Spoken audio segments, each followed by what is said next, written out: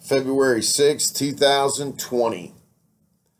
I want to talk a little bit about bringing hunter safety classes back into high schools and allowing boys and girls to be taught about firearm safety and gun safety. Back when I was a kid, when many of us were children, the program was called Shooter's Education. The 4-H still puts on this throughout the United States and in Ohio. And the idea here is Shooter's Ed came back, gun safety training, hunter safety training, however you want to put it, came back in about 2017. Part of it was, too, I think it's believed if you teach young people about firearms, it will be safer overall because they'll respect it and understand what it can do and know that you would never want to kill a person, let alone point a gun at a person. And if you do, you got to be ready to use the trigger. You know, it's like I know a lot of my friends went to Shooter's Ed. Fortunately, I grew up with my father, James Perry Sr., known as Jim Perry, right? And I started going hunting with Dad. I remember the first time I ever went with him, I was down in Manchester on the Adams County on the Ohio River. And we got up before the sun did.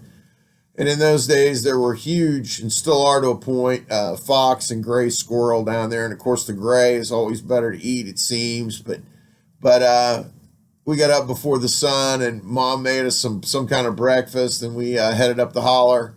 And Dad had a single barrel 12 gauge, just a single shot, full choke.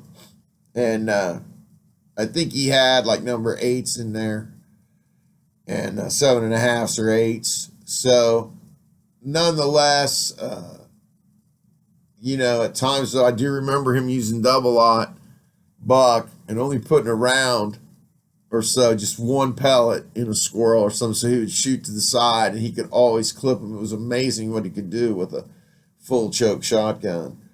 He saw him clip small animals with a double-aught buck and only put a pellet in them repeatedly, often.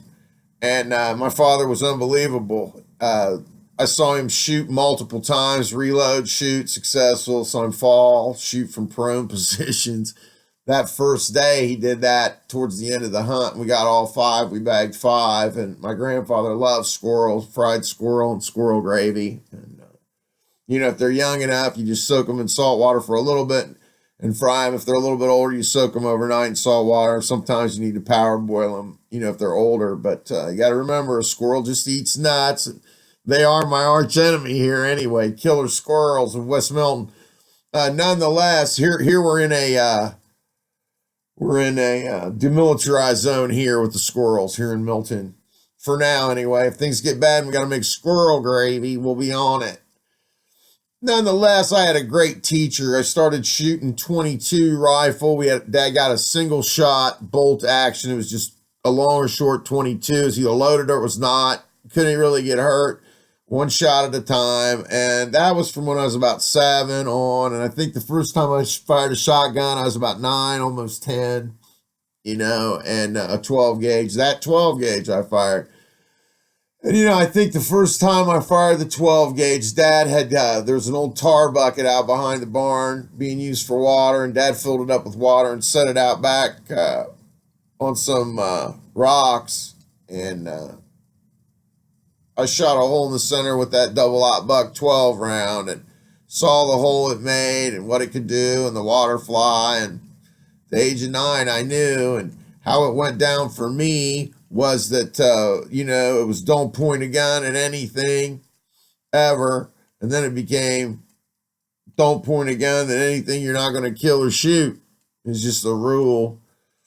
And I started hunting when I was 12 and always liked it. I don't really hunt so much anymore, but I fish. But I think it's important. Children don't have the ability to grow up and do this with a parent or an uncle or aunt or whomever. I know a lot of women hunters, a lot of them. And I know you're thinking about sexual things there, knowing me too, but no, not in this case. The serious women hunters, very, very good with firearms. Women, very good with firearms.